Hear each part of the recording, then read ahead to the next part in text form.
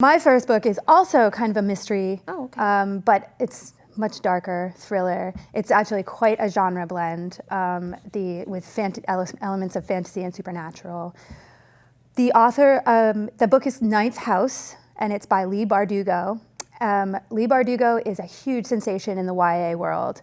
She has a trilogy called the Six of Crows trilogy and the Shadow and Bone trilogy. And people actually get tattoos that described on the characters. In real life, they get tattoos described on the characters in her books. And her success is compared to that of George R.R. Martin, except, in the YA world, she's just huge. So this is her first adult novel, and it's very, it's got a lot of adult content, so it's very definitely in the adult, but she still brings in a lot of her magic and fantasy elements. It's actually going to be a trilogy. I think a trilogy, well, at least this is the first of a series. It's the Alex Stern series. And the next one is slated already to come out in 2021, and people are already saying it's already gotten 35 reviews on Goodreads of people saying that they're just going to sleep through 2020 in order to get to 21 faster so that they can read the next installment and hopefully see the safe return of certain characters. But I'm not going to go into that because you have to read it to find out. So the book takes place primarily at Yale University, and while I don't like to rely a whole lot on the author's biography in order to, and what they bring into the novel, I like to see the novel as on its own. Leigh Bardugo did actually attend Yale University, so she has a lot of inside. She really conveys that her experience there in the description of the glossy, glimmering, old, libraries, the cavernous spaces that also have this dark undercurrent, this gritty undercurrent. Our main character is Alex Stern. Alex Stern is a very troubled young woman. She comes from LA, where after a horrible experience in her youth, she's kind of spiraled off into objectification, drug use. She's had a few very bad relationships, but she also has this secret talent to be able to see grays or ghosts. They call them grays in the novel. And Yale University decides to recruit her. Now, Yale is well known for their secret societies. Skull and Bones is one that's come up a lot in the news in real life.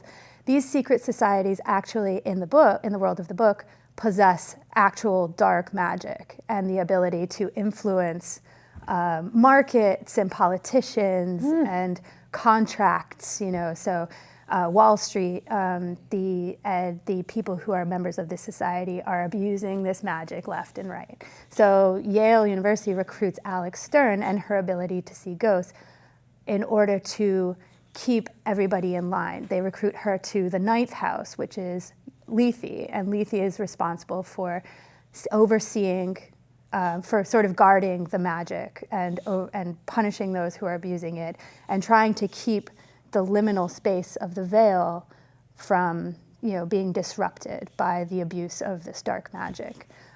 So she, in return for her talent, they're giving her a full ride to Yale University. And so she's thrilled with this opportunity, but she can't keep up. She keeps slipping back. So it isn't until a townie from New Haven is murdered on campus that she's pulled right in again to uncovering this mystery. She's strangely drawn to the tragedy of this woman found dead on the campus. She decides that she's going to investigate the crime. And so then she goes through all the different worlds. At one point, she has to actually die and pass over to the other side in order to discover what's happened. And it's just really thrilling. It's really thrilling. You've got your police procedural, you've got some fantasy, paranormal, you've got the mystery thriller element. It's very dark and gritty. It's not for the faint of heart, but it is very rewarding. And I can't wait for the next installment. Oh, you're one of those good reviewers. Yeah, and I also would recommend this for people who love those books like A Secret History or those books that take place on college campuses or boarding schools where there's kind of mystery and history all mixed in. So I was really pleasantly surprised by this book. Well, I've loved her YA trilogy. Yeah. So okay. This has been on my to be read list for a while. So Yeah. I'm gonna move it up now. Do it. All right. Do it.